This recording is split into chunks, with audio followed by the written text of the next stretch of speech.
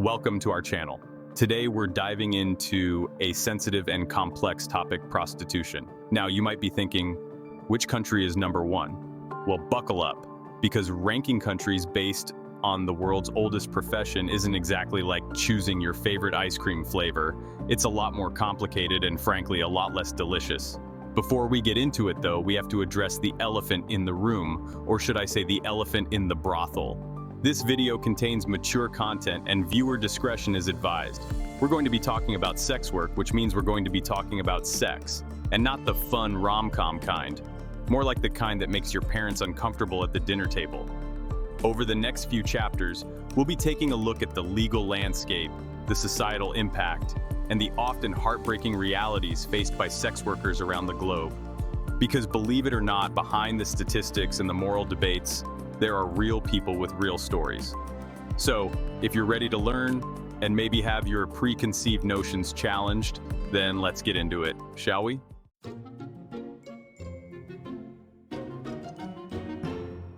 Let's kick things off with the land of the free, home of the brave, and, well, a bit of a mixed bag when it comes to sex work.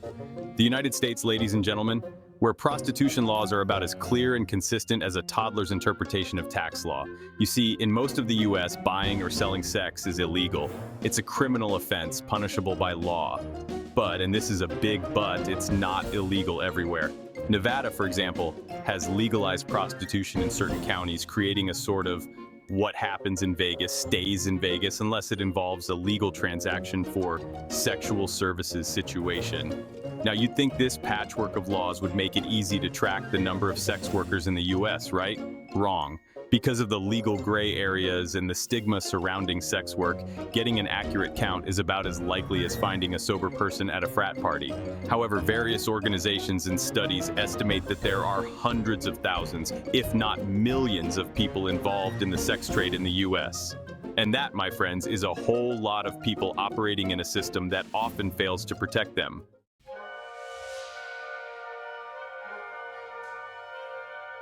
Now, some people argue that criminalizing prostitution protects women and keeps communities safe. And to them I say, have you met the American justice system? Because throwing people in jail for engaging in consensual acts doesn't exactly scream effective solution. In reality, criminalization often pushes sex work further underground, making it more dangerous for everyone involved. It can lead to exploitation, trafficking, and a lack of access to healthcare and social services. It's almost like trying to put out a fire with gasoline. You're not solving the problem, you're just making it a whole lot worse. Furthermore, the stigma surrounding sex work prevents many people from seeking help when they need it. Imagine being afraid to go to the police if you're being abused or exploited because you fear being arrested yourself. That's the reality for many sex workers in the US. The current legal framework often does more harm than good. It's time for a more nuanced conversation, one that prioritizes the safety and well-being of all involved.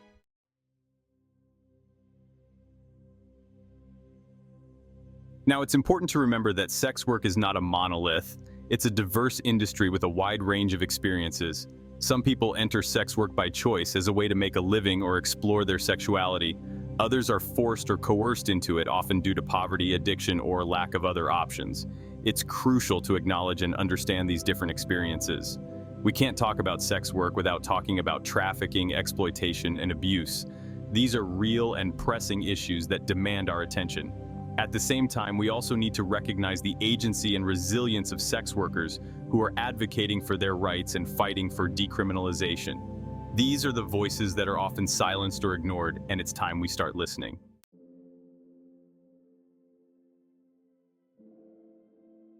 Across the United States, there's a growing movement advocating for the decriminalization of sex work. Proponents argue that it would allow sex workers to operate more safely, access healthcare and legal protections, and reduce the stigma surrounding the profession. They point to the successes of decriminalization in other countries, such as New Zealand, where sex work has been legal and regulated since 2003. In New Zealand, sex workers have rights, they have access to support services, and they are less vulnerable to exploitation. Of course, decriminalization is not a magic bullet. It requires careful implementation, ongoing monitoring, and a commitment to addressing any potential negative consequences. But it's a step in the right direction, one that recognizes the humanity and agency of sex workers.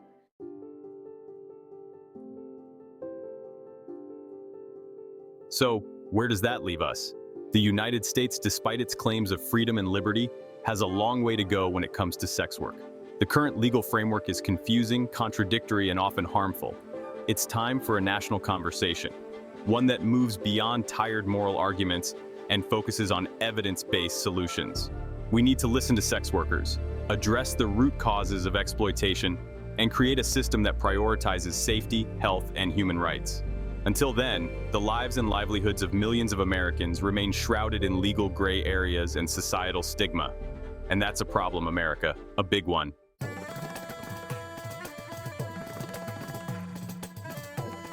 Right then, let's hop across the globe to India, a country where ancient traditions clash with modern realities and where the sex trade is both ubiquitous and shrouded in secrecy. It's a country of vibrant colors, rich history, and a complicated relationship with sex work. Now, prostitution in India occupies a strange legal gray area. It's not explicitly legal, but it's not exactly illegal either. The law, you see, focuses on punishing activities like soliciting in public, running brothels, and pimping. So, technically, two consenting adults behind closed doors, they're sort of in the clearish. But of course, it's never that simple, is it? The reality on the ground is far more complex. Estimates suggest that millions of people are involved in the sex trade in India, many of whom are forced or coerced into it due to poverty, caste-based discrimination, and lack of opportunities. It's a heartbreaking reality that casts a long shadow over this vibrant nation.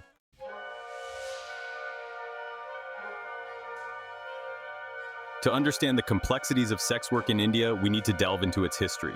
We're talking centuries-old traditions, religious texts, and social hierarchies that have shaped the landscape of the sex trade. For instance, the Devadasi system, where young girls were dedicated to temples and often pushed into prostitution, has its roots in ancient India. While officially abolished, remnants of this system still persist in certain parts of the country, highlighting the deep-rooted cultural and economic factors that contribute to the vulnerability of women and girls. Then there's the stigma. Oh, the stigma, it's like a suffocating blanket, smothering any chance of open dialogue or effective policy-making. Sex work is often seen as taboo, shameful, and something to be swept under the rug.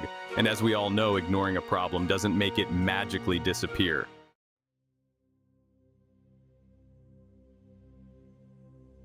India's major cities, bustling with life and commerce, also harbor a darker side. Red light districts, often cramped and teeming with activity, provide a glimpse into the lives of sex workers. These areas, while notorious, offer a sense of community and support for some, a stark contrast to the isolation and vulnerability they might face elsewhere. However, these areas are also rife with exploitation, violence, and abuse. Sex workers, particularly women and transgender individuals, are often at the mercy of pimps, traffickers, and even law enforcement officials who are supposed to protect them. It's a vicious cycle of poverty, discrimination, and exploitation, where escaping the clutches of the sex trade can seem like an impossible dream.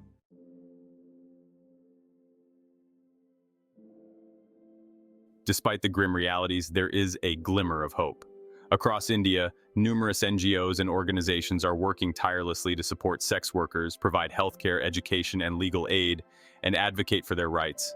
These organizations, often run by former sex workers themselves, understand the challenges firsthand and offer a lifeline to those seeking a way out.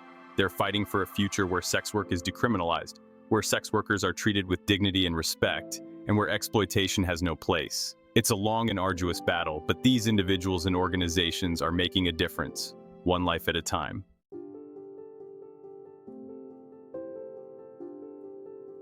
So what's the solution? Well, it's certainly not as simple as snapping our fingers and making it all go away.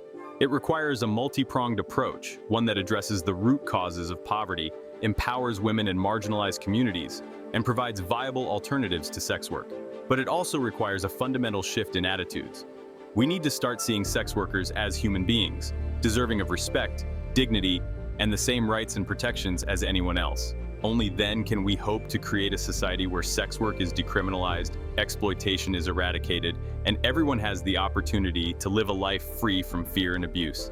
It's a tall order, but hey, if we can put a man on the moon, surely we can figure this out, right?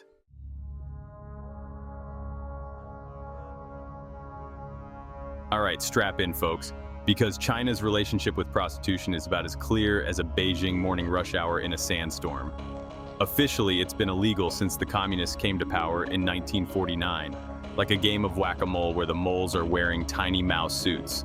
But it's also a country with a long and well-documented history of the sex trade, dating back centuries. China's always been a paradox, balancing conservative Confucian values with a pragmatic approach to certain vices. When we talk about prostitution, we're talking about cultural attitudes, economic realities, and lived experiences. The government might pretend prostitution doesn't exist, but anyone in a major Chinese city knows that's not true. Millions of sex workers operate in a vast network of karaoke bars, massage parlors, and hair salons. Now, I know what you're thinking. John, this is starting to sound a bit bleak. And you'd be right. In a country like China, where the industry operates outside the law, exploitation and abuse are tragically common. Without legal protections or access to support services, sex workers are incredibly vulnerable to exploitation. They often face violence, extortion, and unsafe working conditions with little recourse to justice. And let's not forget the stigma and discrimination that follow them, making it even harder for them to leave the industry or access essential services. While crackdowns on prostitution are common, they rarely target the people profiting from the industry. Instead, it's the sex workers themselves who bear the brunt of the law.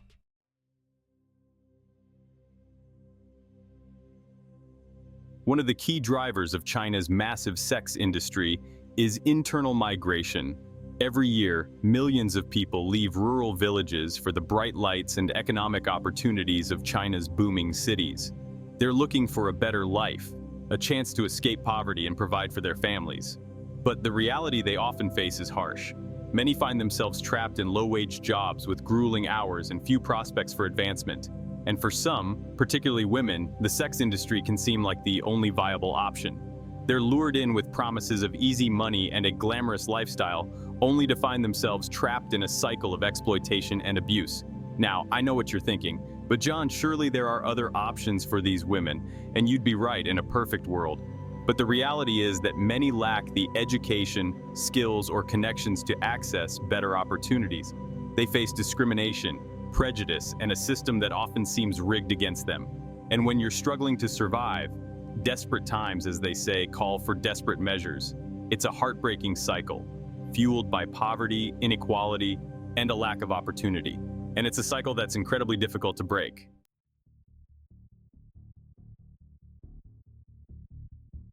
To understand how trapped these migrant workers are, you need to know about the hukou system.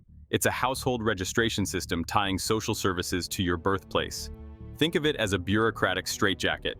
Millions move to cities for work but are treated like second-class citizens. They lack the same rights and benefits, making it hard to escape poverty. Women are disproportionately impacted, facing barriers to education and advancement. The hukou system adds to their struggles, creating a perfect storm of vulnerability. It's a system that needs a serious overhaul to end the cycle of exploitation.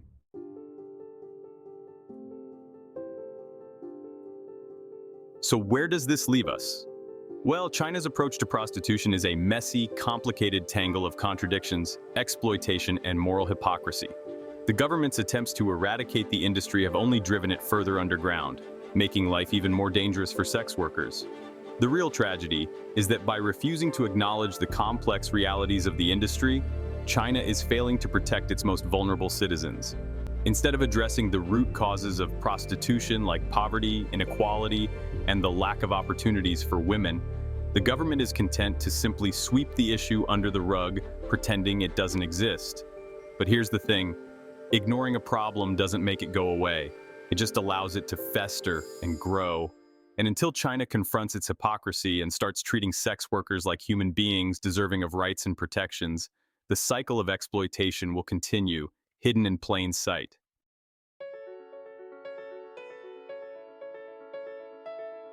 Well, folks, there you have it. A whirlwind tour of the often hidden world of prostitution in 3 very different countries. We've seen how poverty, inequality, and societal attitudes all contribute to the complex tapestry of this industry, and we've seen how attempts to simply legislate it out of existence often do more harm than good, driving it underground and putting vulnerable people at even greater risk. Thank you for watching. If you found this video informative, please like, share, and subscribe to our channel for more content. And remember, this is a complex issue with many facets, and it's important to approach it with sensitivity and understanding. The lives of millions of people around the world are touched by this industry, and it's time we start talking about it honestly and openly.